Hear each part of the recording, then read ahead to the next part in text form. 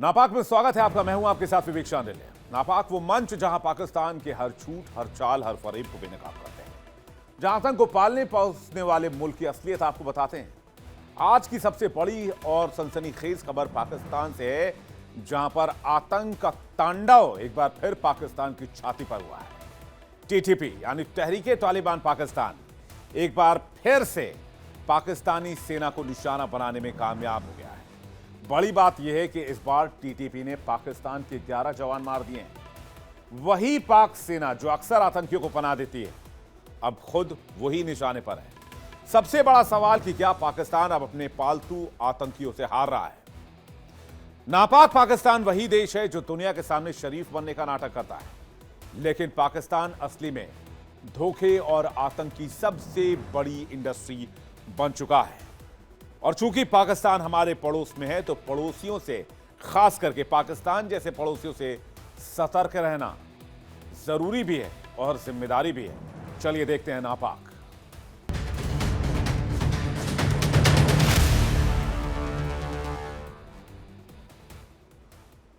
पाकिस्तान में एक के बाद एक आतंकी हमले हो रहे हैं। पिछले 4 दिन में 5 बड़े आतंकी हमले, यानी पाकिस्तान में एक बड़े सिविल वॉर की शुरुआत हो चुकी है, जिसके 2 ही नतीजे हो सकते हैं। या तो पाकिस्तान खत्म होगा या पाकिस्तान टूटेगा, क्योंकि इस बार टीटीपी ने घात लगाकर आर्मी कॉन्वॉय को निशाना बनाया और 11 आर्मी के जवानों की पाकिस्तान में जान चली गई। मैसेज क्लियर है, या तो पाकिस्तान को 4 टुकड़ों में बांट दो या फिर मरने मिटने के लिए तैयार हो जाओ।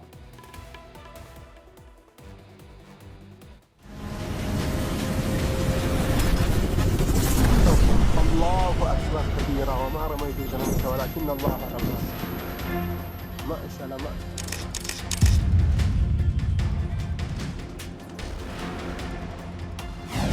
पाकिस्तानी सेना के काफिले पर बड़ा हमला।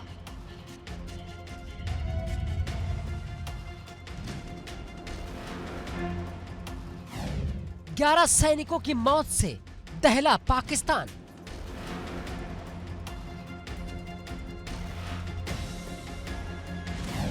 सेंट्रल कुर्रम में टीटीपी ने किया अटैक।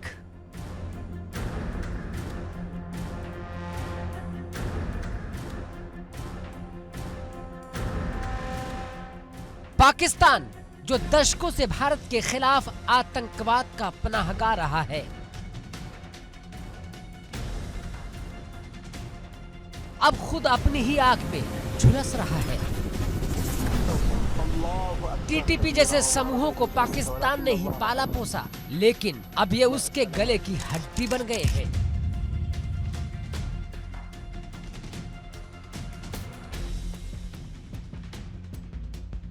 खैबर पख्तूनख्वा प्रांत के और कज़ई जिले में तहरीके तालिबान पाकिस्तान यानी कि टीटीपी के खूनी हमलों ने पाकिस्तानी सेना को करारा झटका दिया है। इस हमले में पाकिस्तान के लेफ्टिनेंट कर्नल जुनैद आरिफ और मेजर तैयब राहत समेत 11 पाकिस्तानी जवान ढेर हो गए। बाकी 9 सैनिकों में नायक सूबेदार आजम गुल, नायक आदिल हुसैन, नायक गुलामीर, लॉन्स नायक शेर खान, लॉन्स नायक तालिश फराज, लॉन्स नायक इरशाद हुसैन, सिपाही तुफैल खान, सिपाही आकिब अली और सिपाही मोहम्मद जाहिद शामिल हैं। ये सभी खैबर, कुर्रम टैंक, मारदान, मैनसेहान, मलकंद और स्वाबी के रहने वाले थे। बताया जा रहा है कि यह हमला उस कार्रवाई का बदला है जिसमें मंगलवार को पाकिस्तानी सेना ने कुख्यात आतंकी पीर आगा कंधारी को ढेर किया था। हमले के बाद इलाके में सर्च ऑपरेशन जारी है और कज़ई में हुए इस आतंकी हमले ने एक बार फिर खैबर पख्तूनख्वा की सुरक्षा स्थिति पर सवाल खड़े कर दिए हैं। टीटीपी के हमले अब पाकिस्तानी सेना के लिए लगातार चुनौती बनते जा रहे हैं। ये हमला पाकिस्तान के लिए बड़ी चिंता बनते जा रहे हैं। ये कोई पहला हमला नहीं है। इससे पहले भी टीटीपी ने सेना के काफिले पर घात लगाकर हमला किया था, जिसमें 12 जवानों की मौत हुई थी। हमलावर सेना के हथियार भी लूट कर ले गए थे।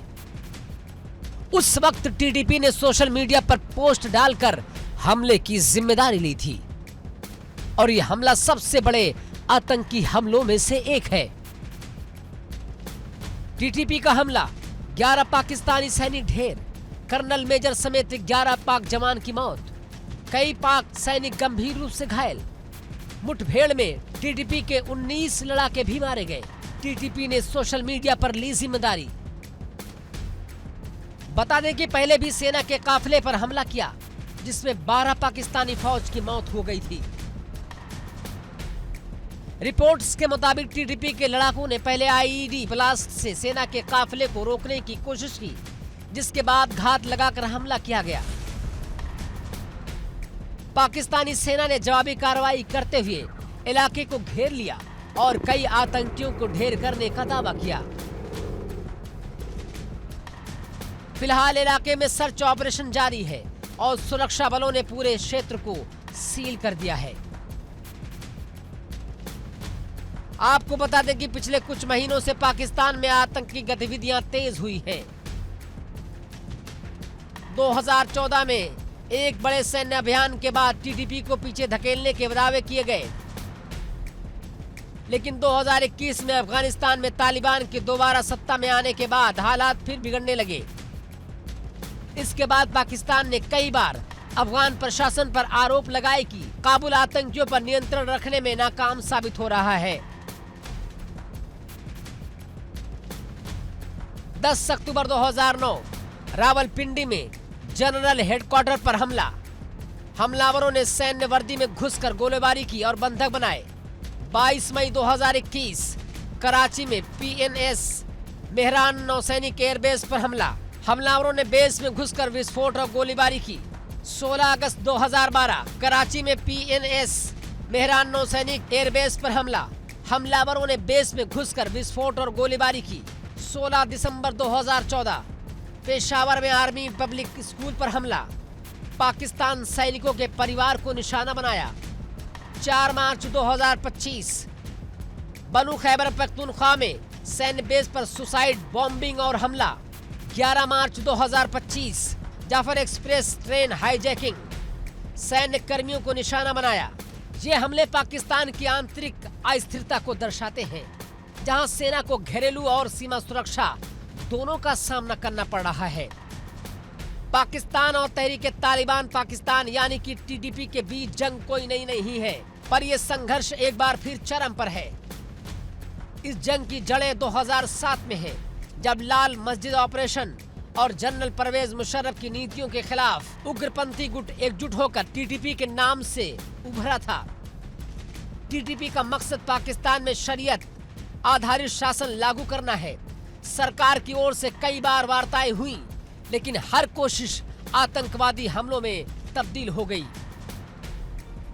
2023 से 2025 के बीच टीटीपी ने खैबर पख्तूनख्वा और बलूचिस्तान में दर्जनों हमले किए, जिनमें सैकड़ों सैनिक मारे गए। सरकार के लिए जंग सिर्फ बंदूकों की नहीं, बल्कि वैचारिक लड़ाई भी बन चुकी है। टीटीपी का बढ़ता आतंक, पाक सेना पर आफत। 21 दिसंबर 2024 खैबर पख्तूनख्वा में अटैक, 16 फौजियों की मौत, 8 घायल। 30 नवंबर 2024 खैबर पख्तूनख्वा के कुर्रम में गोलीबारी, 16 की मौत, कई लोग घायल। 26 नवंबर 2024 खैबर पख्तूनख्वा में 2 गुटों में हिंसा में 10 की मौत, 21 घायल। नवंबर 2024 खैबर पख्तूनख्वा में 2 गुटों में हिंसा में 37 की मौत, 24 से ज्यादा घायल। 21 नवंबर 2024 पैसेंजर वैन पर अंधाधुंध गोलीबारी, हमले में 50 से ज्यादा लोगों की मौत। अब सवाल है कि क्या पाकिस्तान इस बार टीटीपी को पूरी तरह खत्म कर पाएगा, या ये जंग आने वाले सालों तक यूं ही जारी रहेगी। Bureau report, India daily. Pakistan एक ऐसा मुल्क जो अपने ही आतंकियों के बिछाए लैंड माइन पर चलने को मजबूर है। इकोनॉमी पहले ही रसातल में जा चुकी है। आईएमएफ के सामने हर साल पाकिस्तान कटोरा लेकर खड़ा हो जाता है। और सिर्फ आईएमएफ ही क्यों, दो आवाम की रोटी के लिए Pakistan America, China, world bank, Asian development bank,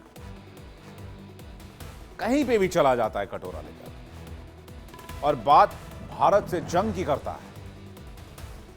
सवाल यह है कि कंगाल पाकिस्तान क्या वाकई जंग की हैसियत रखता भी है या जंग के समय पाकिस्तानियों के हाथ पांव फूल जाते हैं। जरा सोचिए कि जिस मुल्क में रोटी के लिए लोग सड़कों पर लड़ते हो, वो मैदाने जंग में टैंकों से, गोला बारूद से क्या लड़ेंगे। और अब पाकिस्तान अमेरिका भरोसे इन दिनों बहुत उछल रहा है। वही पाकिस्तान जो आज भी अमेरिका की टेबल पर ट्रंप जैसे नेताओं के भरोसे अपनी किस्मत की बाजी लगा रहा है। उसे लगता है कि डोनाल्ड ट्रंप या अमेरिका के साथ आ जाने से वो भारत को चुनौती दे सकता है। तो मैं पाकिस्तान को कहना चाहता हूं, तुम्हारी एक गलतफहमी भारत उस दिन उतार देगा जिस दिन तुम भारत के आड़े हाथ आए।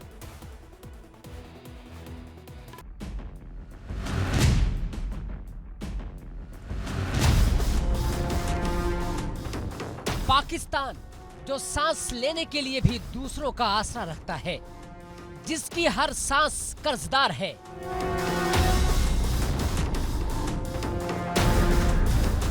जिसकी अर्थव्यवस्था कंगाली के आखिरी पायदान पर खड़ी है,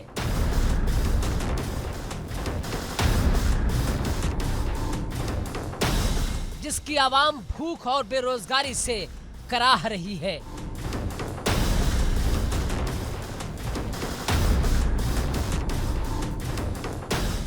वो पाकिस्तान अब भारत से जंग की तैयारी कर रहा है। आतंकी फैक्ट्री में पल रहे आतंकी अब उसी पाकिस्तान को डस रहे हैं।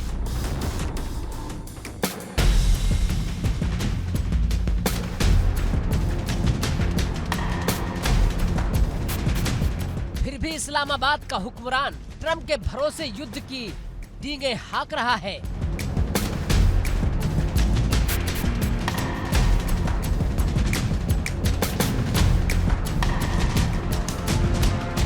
के साथ बैठकर कर रहा है अपने ही देश का सौदा। ऐसे में सवाल उठता है कि कंगाल पाकिस्तान की ये जंग क्या खुद उसके विनाश की घंटी नहीं बन जाएगी। पाकिस्तान नेताओं की भारत विरोधी बयानबाजी का कारण क्या है। अगर भारत से युद्ध होता है तो क्या ट्रंप पाकिस्तान को बचा लेंगे। हाल ही में पाकिस्तान के रक्षा मंत्री ख्वाजा आसिफ ने कहा कि भारत के साथ युद्ध की संभावना वास्तविक है। सबसे बड़ी बात तो ये कही कि जंग हुई तो इंशाअल्लाह पहले से बेहतर नतीजे होंगे। हमने ये एक वाहिद रियासत है जो एक नजरिए की बुनियाद के ऊपर जो है अल्लाह के नाम के ऊपर पाकिस्तान का मतलब क्या लाया उस वो जज्बा जो है ना, वो आप देखें कि कितनी हमारे में झगड़े चल रहे थे। मैं सारी पूरी कौम जो है ऊपर से लेके नीचे तक, नॉर्थ से साउथ तक जो है वो 4-5 दिनों में जो है उसका तो ये चीज़ें जो है बड़ी मैटर करती हैं कौमों के अंदर जो है। ये मेरा ख्याल है कि अगर अल्लाह ना करे कोई इसकी ऐसी सिचुएशन राइज हो, चांसेस उसके हैं, उसको मैं बिल्कुल डिनाई नहीं करता। अगर राइज होगी तो अल्लाह हमें पहले से ज़्यादा बड़ी फतह देगा। पाकिस्तान डर गया है, युद्ध चिल्ला रहा है। ऑपरेशन सिंदूर के दौरान पूरी तरह शिकस्त खा चुका पाकिस्तान खंभे नोच रहा है। लगातार वहां के रहनुमा गीदड़ भभकी दे रहे हैं तो जवाब भी यहां से मिल रहा है।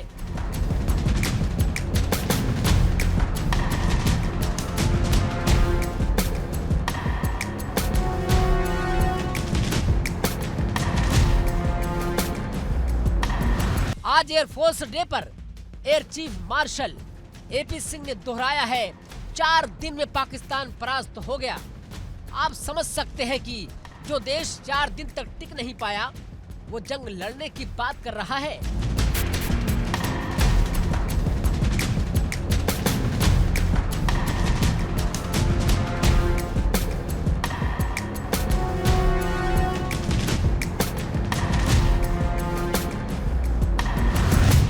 ने ऑपरेशन सिंदूर के माध्यम से दुश्मन की इस नापाक हरकत का मुंह तोड़ जवाब दिया, और जब दुश्मन ने हमारी सिविलियन पॉपुलेशन और मिलिट्री इंस्टॉलेशंस पर जंगी कार्रवाई करने का प्रयास किया, तब भारतीय वायुसेना ने उन पर ऐसे सटीक और निर्णायक हमले किए कि दुश्मन को शांति वार्ता के लिए विवश होना पड़ा। सटीक और precise emphasises are accuracy in conducting operations, हमेशा अपने निशाने में निपुण। ऑपरेशन सिंदूर में भारतीय वायुसेना ने बखूबी इस वाक्य को चरितार्थ करके दिखाया। पाकिस्तान के रक्षा मंत्री तो जीत के झूठे सपने भी देखना शुरू कर चुके हैं। पाकिस्तान एक कंगाल और आतंकवाद का पैरोकार देश है। पहलगाम आतंकी हमले के बाद, भारत से पिटने के बाद, इतने नुकसान के बाद भी ये पाकिस्तान एक अजीब तरह का आत्मविश्वास दिखा रहा है। पाकिस्तानी राजनेता और सैन्य अधिकारी दोनों भारत के खिलाफ जमकर जहर उगल रहे हैं, जिससे एक नए संघर्ष की आशंका पैदा हो गई है। पाकिस्तान का लहजा लगातार आक्रामक होता जा रहा है।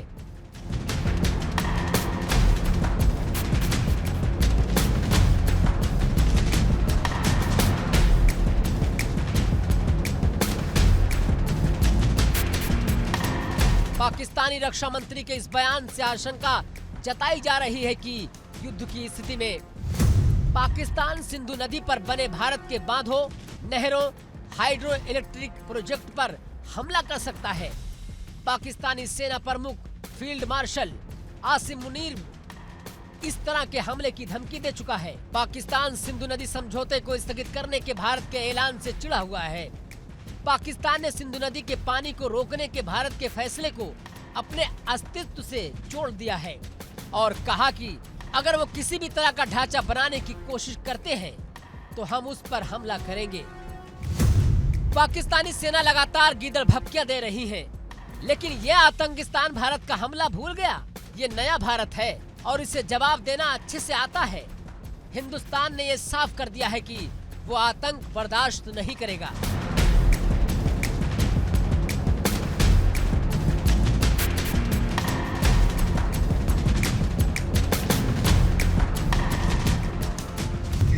भारत देश पूरी तैयारी के साथ है और इस पर वो संयम नहीं रखेगा जो सिंदूर 1.0 में हमने संयम रखा। इस बार हम आगे की कार्रवाई करेंगे और कुछ ऐसी कार्रवाई करेंगे कि हो सकता है पाकिस्तान को सोचना पड़े कि उसे इतिहास में, भूगोल में रहना है कि नहीं रहना है। अगर उसे भूगोल में अपनी जगह बनानी है तो उसके लिए उसे जो स्टेट स्पॉन्सर टेररिज्म जिसको हम बोलते हैं, यानी कि उसका देश जो टेररिज्म को स्पॉन्सर कर रहा है उसे रोकना पड़ेगा। माना जा रहा है कि पाकिस्तान की इस आक्रामकता के पीछे ट्रंप की नजदीकी है। ट्रंप ने अपने दूसरे कार्यकाल में पाकिस्तानी सैन्य नेतृत्व से संबंधों को मजबूत किया है। हाल ही में ओवल ऑफिस में ट्रंप और जनरल मुनीर के बीच बैठक हुई। इस बैठक में पाकिस्तान के प्रधानमंत्री शहबाज शरीफ भी मौजूद थे। इस दौरान मुनीर ने ट्रंप को पाकिस्तान के दुर्लभ पृथ्वी तत्वों को दिखाया था, जिसकी तस्वीर सोशल मीडिया पर वायरल हो गई। पाकिस्तानी विशेषज्ञों के एक वर्ग का मानना है कि ट्रंप के नेतृत्व में अमेरिका पाकिस्तान के प्रति अनुकूल या उदार रुख अपना सकता है। इससे पाकिस्तान को भारत पर दबाव बढ़ाने का हौसला मिल रहा है और वो वाशिंगटन से कूटनीति, संरक्षण या सहमति की उम्मीद कर रहा है।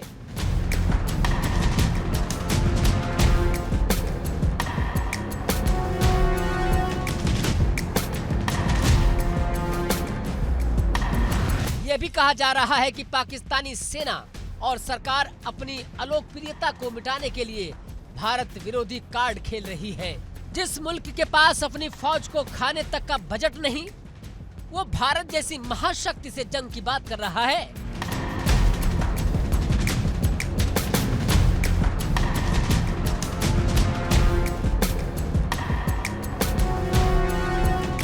यानी कंगालिस्तान अब पागलिस्तान की राह पर है।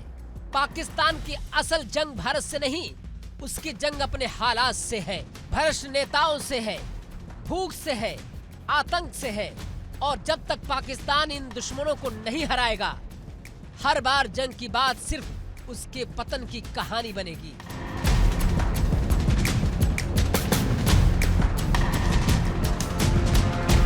Bureau report, India daily.